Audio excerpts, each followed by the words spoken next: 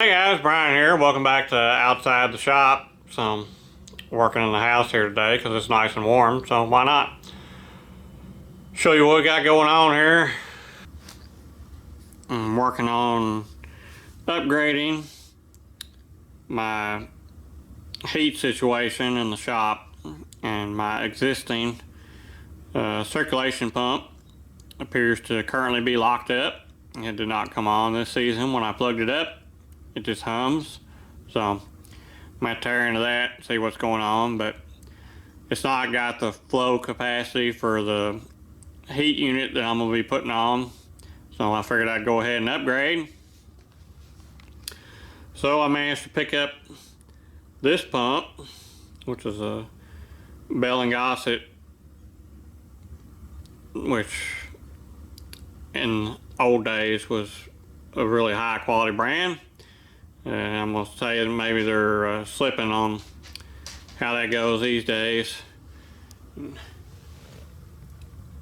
See those China logos in there? That's kind of rinky-dink drive setup, but I guess that works. I would have gone for rubber coupler, but I guess this allows them to not have to have it machined correctly for it to line up, which appears to be the issue with this. Which is why I got it, because they said this new unit wouldn't run. I guess it got warrantied out. So for pennies on a dollar, I was like, well, I'll take a chance on fixing it. So I get it. It's pretty well locked up. So I get it apart, and it looks like when they cut this motor that they only went about 7/8 of the way through, and the back end of it is not machined the same as the front end of it. So it is hitting the centerpiece of the motor, and it's locking it up. So I think I'm gonna try and chuck this in the lathe and see if I can go in there and finish what they didn't in China, this semi-finished pump, and turn this into a brand new, nice, functional pump. So let's go out to the shop and see what we can do here.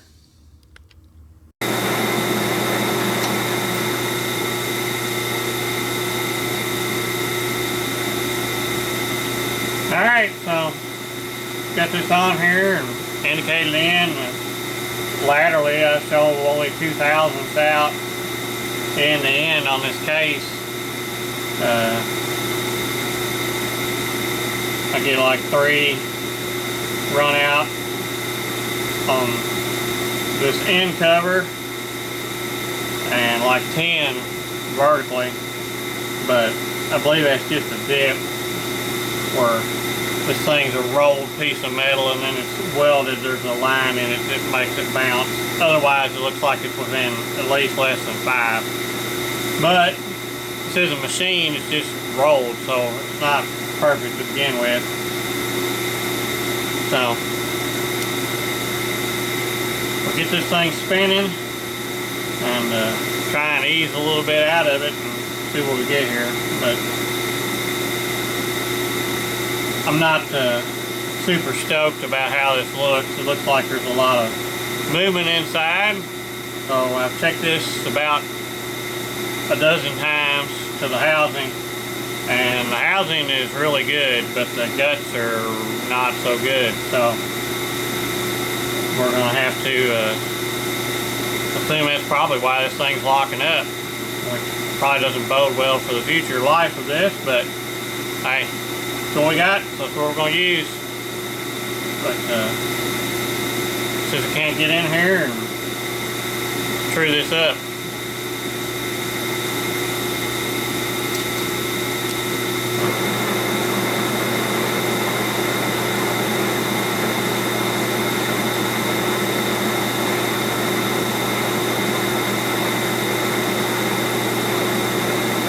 high 5 thousandths.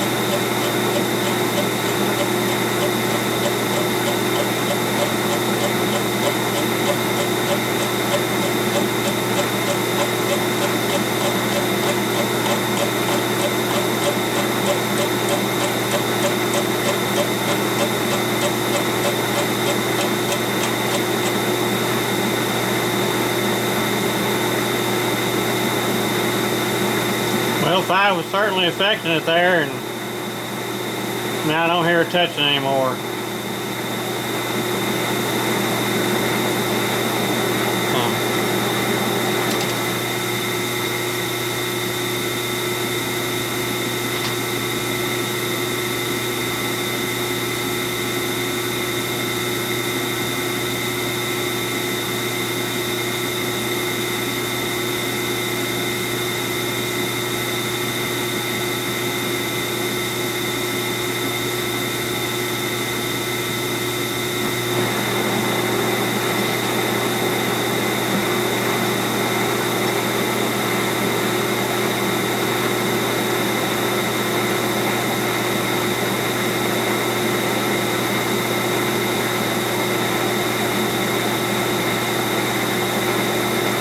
Give it another 3.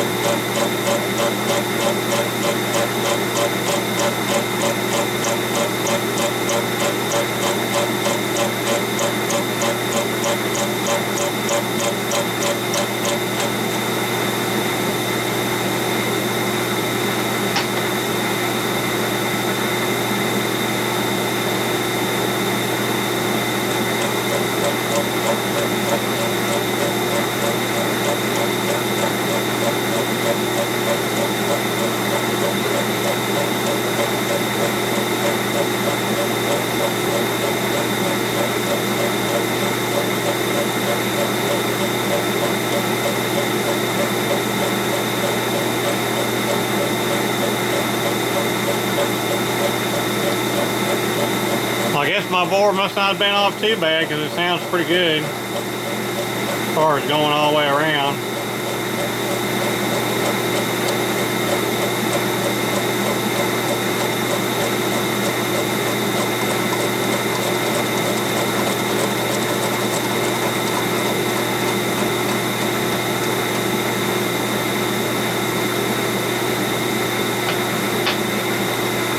Let it make one more spring pass and we'll call this good. We'll go try it.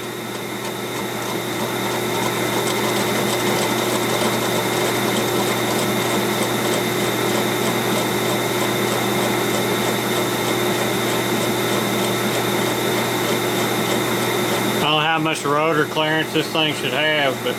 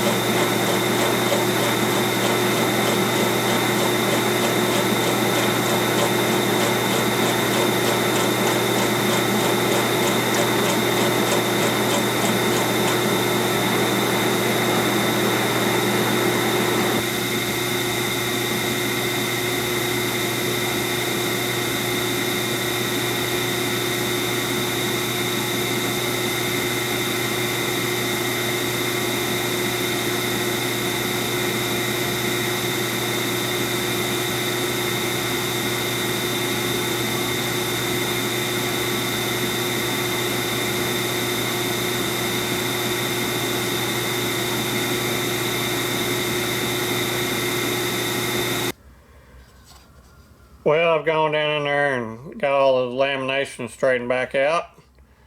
Lathe maybe wasn't the best idea for how to do this. Maybe a grinder would have been better.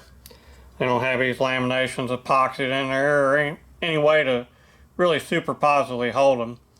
Perhaps that's why they had problems machining it. But I got that step out of it that was in there anyway, so we'll get the rotor and the other end cap, stick this back together and see if it's locked up still.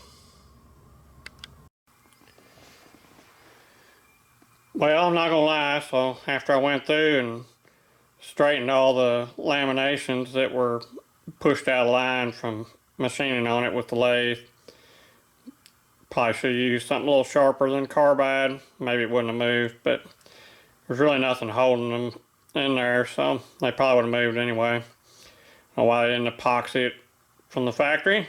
I guess they could save $5.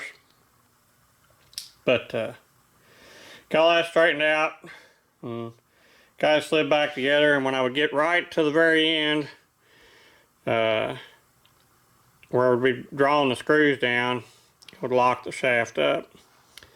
So wound up taking it back apart and realizing finally that the bore was cocked, and this is just a plain bearing motor, it's not ball bearing, and it was cocked enough because it's got a bushing about that long in it that it would lock the shaft when you went to draw it up square. So the machining on this looks pretty even, so I don't think this part was off. Could have been that 5/1000 I saw on the end of the motor that didn't line up with this. I don't know, but I tried rotating around to different spots and it pretty well always still locked. So got a mandrel, put it through the centers, and took a big ass hammer and beat it in the direction it needed to go. Maybe this thing got dropped at the factory and that's what tweaked it so bad. I don't know. But anyway, I got it to where it's free, where I can turn it with my fingers, and I've put some 3-in-1 oil in it. And don't try this at home, right? So, especially when you're holding the camera.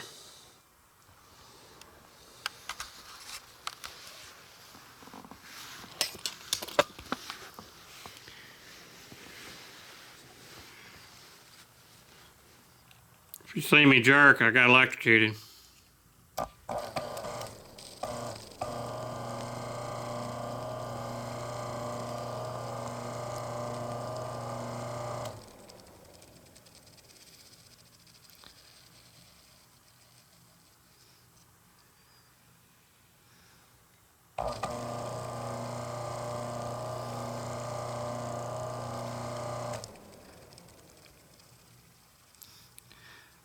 So I've gone from non-operational to at least it spins.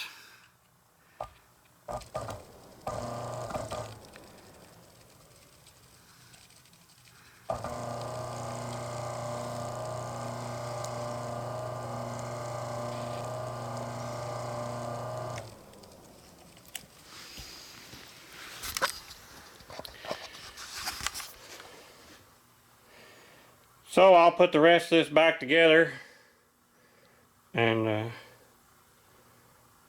go get this thing installed, I guess. That's right, get the shadows behind you. I hope you enjoyed getting to see how I went about fixing this motor that was jacked up. Could have bought a new one and got warranty on it, but these things are like $2,000, so I'll go the couple $100 version and fix it myself. Got lucky, I guess. We'll find out in a couple years how this has held up, how lucky I was. So, thanks for watching, thanks for subscribing, I'll catch y'all later.